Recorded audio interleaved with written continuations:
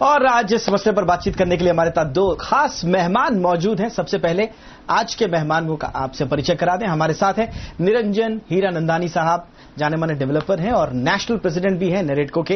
हीरानंदानी साहब, बहुत बहुत स्वागत है सर आपका। और हमारे साथ हैं भाविन ठक्कर, जो कि एमडी हैं सिविल्स इंडिया के। भाविन, आपका भी बहुत बहुत स्वागत है। हीरानंदानी सर, आपसे चर्चा की शुरुआत करते हैं। स्टैंप ड्यूटी तो घटाई है सरकार ने, और कहा जा रहा था कि सबसे बड़ा जो पेन पॉइंट है रियल एस्टेट का, प्रॉपर्टी मार्केट का, वो है डिमांड। अब डिमांड ही नहीं है तो फिर आप कितने भी रिफॉर्म कर लीजिए। सवाल मेरा सीधा सीधा आपसे, कितनी उम्मीद है सर आपको कि स्टैंप ड्यूटी का घटना डिमांड जनरेट कर पाएगा?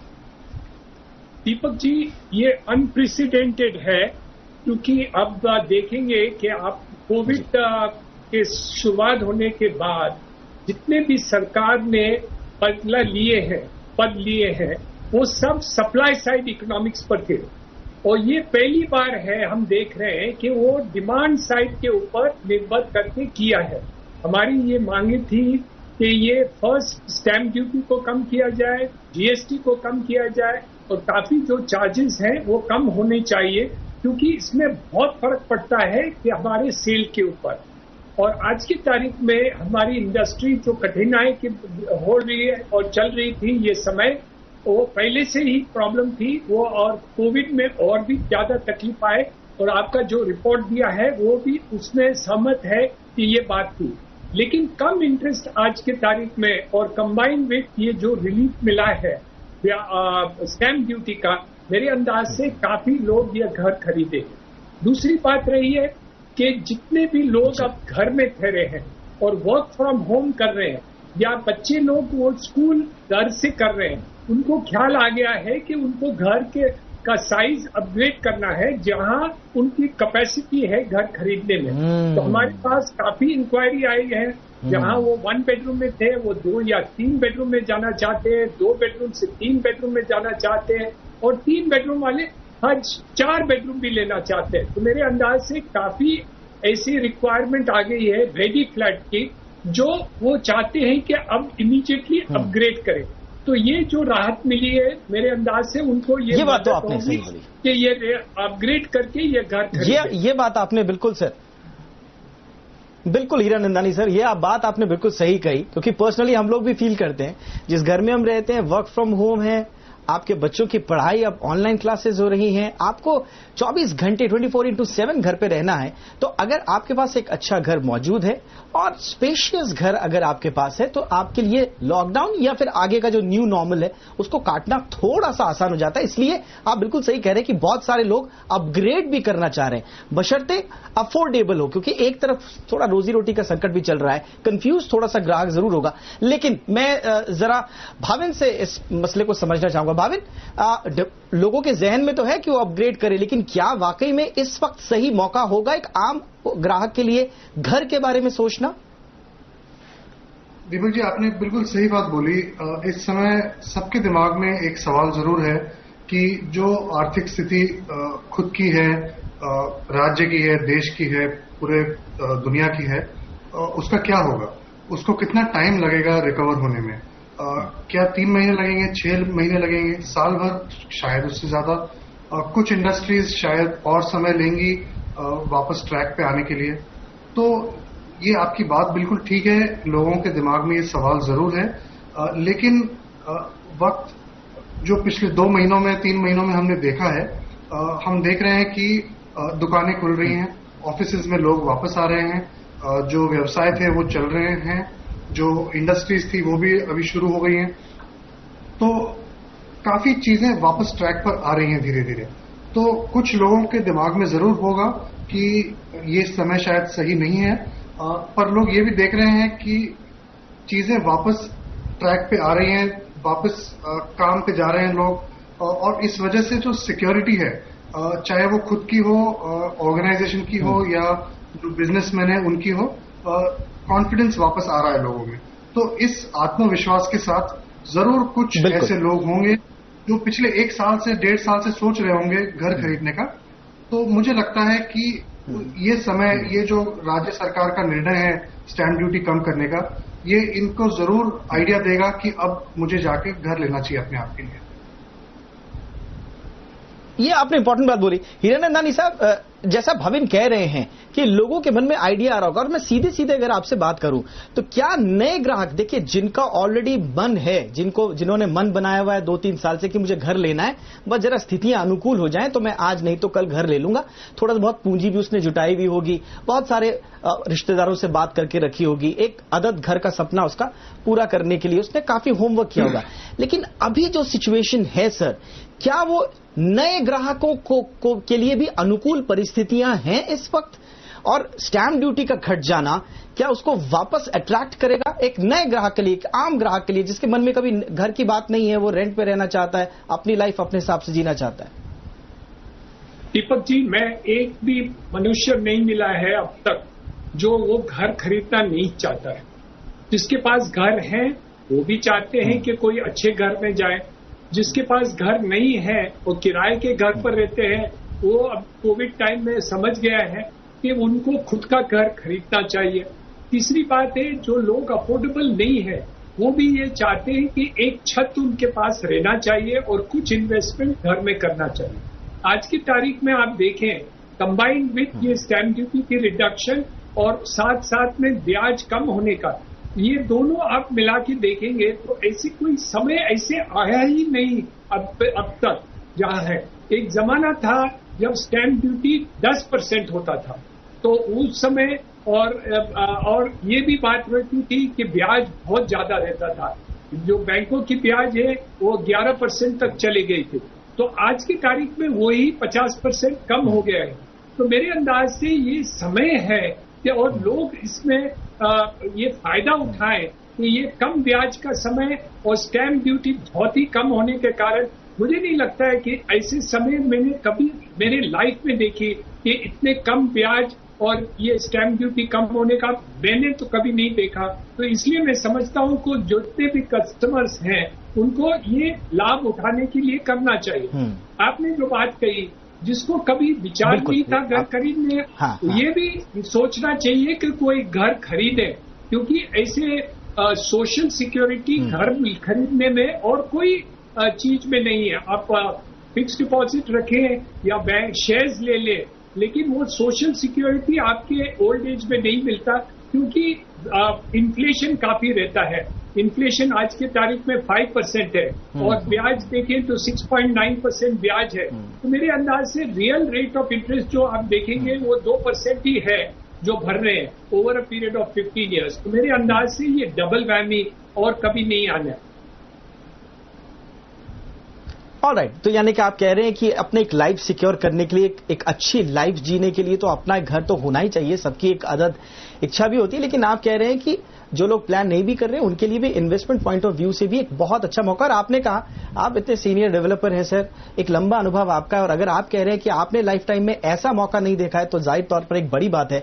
लेकिन भाविन, उन लोगों के कंफ्यूजन थोड़ा दूर कीजिए जिनकी एक तरफ ललचा रही हैं आपकी कम ब्याज दरें, स्टैंप ड्यूटी कम हो रही है, ऊपर से प्रधानमंत्री आवास योजना जैसी बेनिफिट्स उनको मिल रहे हैं, बहुत सारी चीजें हैं जो ललचा रही हैं। लेकिन दूसरी तरफ कदम रोक देता है अनसर्टेनिटी। देखिए, कोरोना काल में बहुत कुछ झेला है लोगों ने, खुद न झेला हो तो अपने आसपास का माहौल देखकर हर कोई ये थोड़ा सा डर रहा होगा कि भाई भविष्य क्या होगा, क्या हो अगर मैं कल के दिन फंस गया, ईएमआई नहीं दे पाया। ऐसे लोगों का कंफ्यूजन कैसे दूर करें सर? दीपक जी, देखिए ये बड़ा मुश्किल सवाल है और इसका कोई आसान जवाब तो नहीं है, पर मैं ये कहना चाहूंगा कि जो भी लोग व्यवसाय कर रहे हैं, नौकरी कर रहे हैं या खुद का बिजनेस कर रहे हैं, वो सब कहीं ना कहीं तो रह रहे हैं। आज शहरों में, बड़े शहरों में, छोटे शहरों में वो कहीं ना कहीं रह रहे हैं और अपना घर का खर्चा चला रहे हैं, ईएमआई दे रहे हैं वेरियस चीजों की। तो अगर उनके मन में अनसर्टेनिटी है तो वो जायज है, वो करेक्ट है, उसमें कुछ और कहने के लिए है नहीं। लेकिन आगे क्या होगा ये तो किसी को पता नहीं। क्रिस्टल बॉल में देख के हम बता नहीं सकेंगे कि अगले 3 महीने 6 महीने में क्या होगा।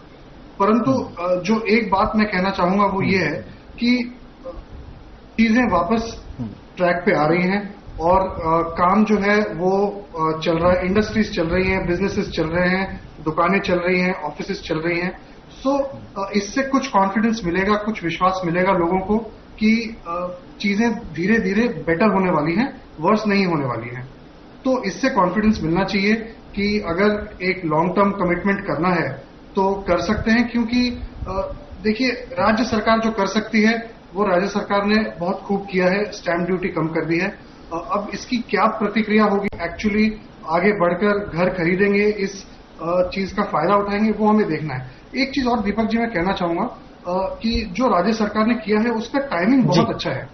वो ये 2-3 महीने पहले करते तब शायद उसका इतना इम्पैक्ट नहीं होता जितना मुझे लगता है अब होगा, क्योंकि अब हमने देख लिया है कि ये जो कोरोना की बीमारी है इसकी क्या प्रतिक्रिया है लोगों के बीच, डॉक्टर्स क्या कर रहे हैं, ट्रायल्स चल रहे हैं सेकंड स्टेज थर्ड स्टेज के बहुत सारे कंट्रीज में। तो इसका जो इम्पैक्ट है अब हमें पता है क्या है, पहले से काफी ज्यादा। काफी चीजें अभी भी नहीं जानते हैं हम सब, लेकिन पहले से काफी ज्यादा हमें पता है। प्लस एक और अच्छी चीज जो राज्य सरकार ने की है वो ये की है, उसने एक 4 महीने की विंडो रखी है, एक लिमिटेड विंडो आज से लेकर दिसंबर तक, और उसके बाद 3 और महीने 2021 के जनवरी, फरवरी और मार्च। तो अगर लोगों को इस चीज का पूरा फायदा उठाना है तो उन्हें पता है कि उनके पास ये 4 महीने की पूरी विंडो है और उसके बाद थोड़ा कम फायदा होगा और वो अगले 3 महीने में करेंगे। सो आई थिंक ये बहुत अच्छा कदम है, बहुत सोच समझ यानी कि बिल्कुल आप कह रहे हैं कि परिस्थितियां बिल्कुल अनुकूल हैं। अगर आप घर खरीदने की सोच रहे हैं, खास तौर से महाराष्ट्र में सोच रहे हैं, तो बिल्कुल परिस्थितियां आपके लिए अनुकूल हैं। लेकिन थोड़ा सा पैन इंडिया की भी बात करेंगे, महाराष्ट्र से बाहर क्या ऑप्शंस हैं बचे हुए लोगों के पास, इस पर करेंगे हम एक चर्चा। एक छोटे से ब्रेक के लिए रुक रहे हैं, फौरन हाजिर होते हैं।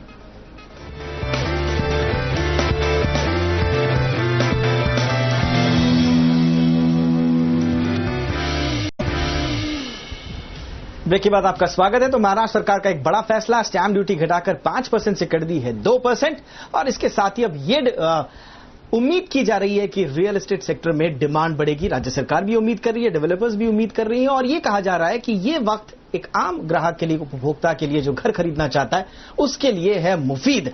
लेकिन निरंजन हीरानंदानी सर, ठीक है महाराष्ट्र सरकार ने यह फैसला लिया, आप तो बहुत सीनियर डेवलपर हैं, आपके और भी स्टेट्स में प्रोजेक्ट्स हैं, और हमारे पास सोशल मीडिया में बहुत सारे संदेश दूसरे स्टेट से भी आ रहे हैं कि ठीक है कोरोना काल में थोड़ा सा रेट्स कम हुए हैं, ऑलरेडी ब्याज दरों की बात भी हमने कर ली, लेकिन क्या दूसरी राज्य सरकारों को भी थोड़ा नसीहत, थोड़ी सीख लेते हुए अपने अपने यहां स्टैंप ड्यूटी कम करनी चाहिए?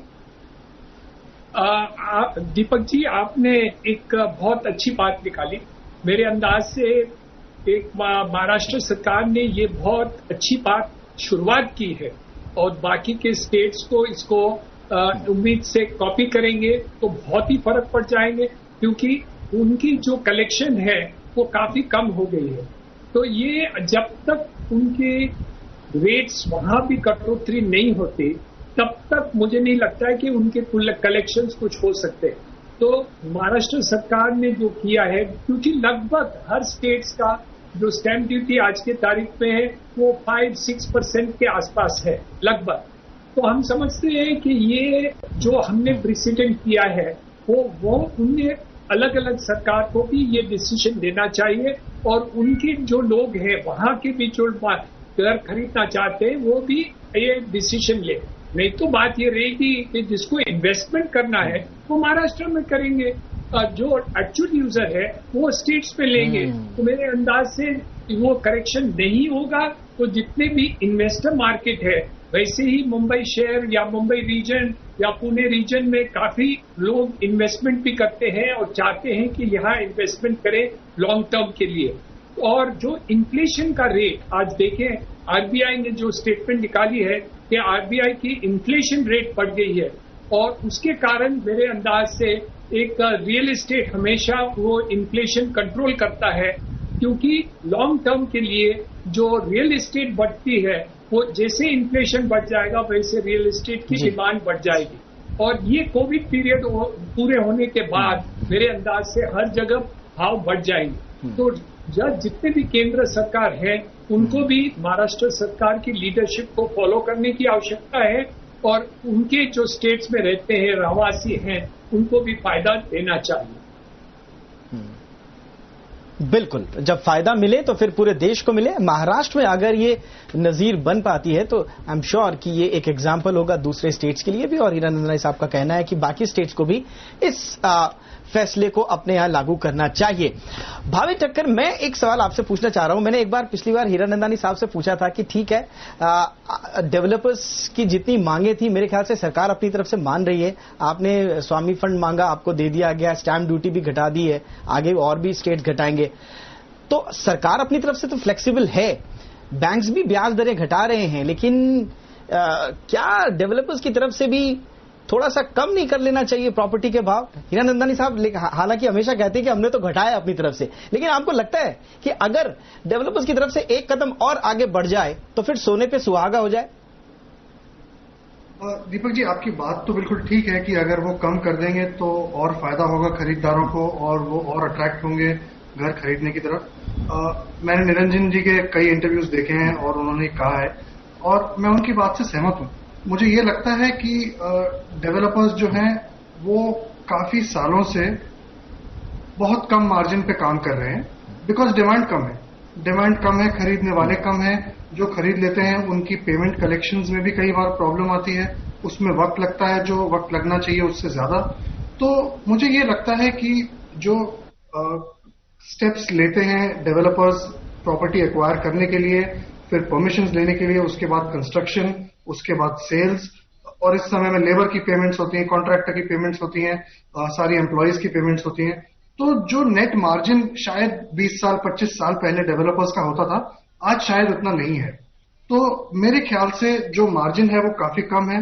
जो नेट प्राइसेस आज ऑफर की जा रही हैं प्री कोविड, मतलब जनवरी फरवरी के पहले इस साल में, और अब उसके बाद आज ऑफर है, मेरे ख्याल से वो काफी कम है।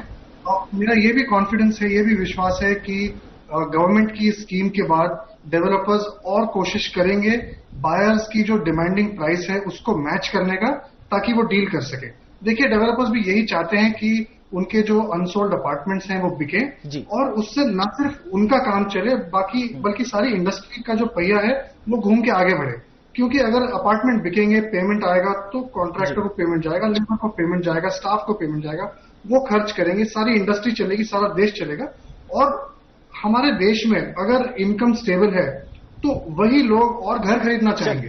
तो वो ओके सर, मैं बिल्कुल प्रोग्राम के आखिर में पहुंच चुका हूं। मैं एक छोटा सा 10 सेकंड में सर, हीरानंदानी सर, आपका रेडी रेकनर का एक इश्यू महाराष्ट्र में कम से कम है, क्या महाराष्ट्र सरकार का अगला कदम रेडी रेकनर में कटौती होना चाहिए सर? 10 सेकंड में सर आपका सुझाव। दीपक पारेख ने ये रिकमेंड भी किया है महाराष्ट्र सरकार को, ये रेडी रेकनर रेट कम करना चाहिए। हमने भी ये मांग रखी है, तो मेरे अंदाज से ये जल्दी से जल्दी हो जाए। चलिए, बहुत बहुत शुक्रिया आप दोनों का हमारे साथ इस शो में जुड़ने के लिए और दर्शकों के लिए अपने अनुभव, अपनी बातें साझा करने के लिए। निरंजन हीरानंदानी साहब, बहुत बहुत शुक्रिया सर। भाविन ठक्कर, आपका भी बहुत बहुत शुक्रिया। इसी के साथ इस शो में इतना ही। अपना ख्याल रखें, इजाजत दें, नमस्कार।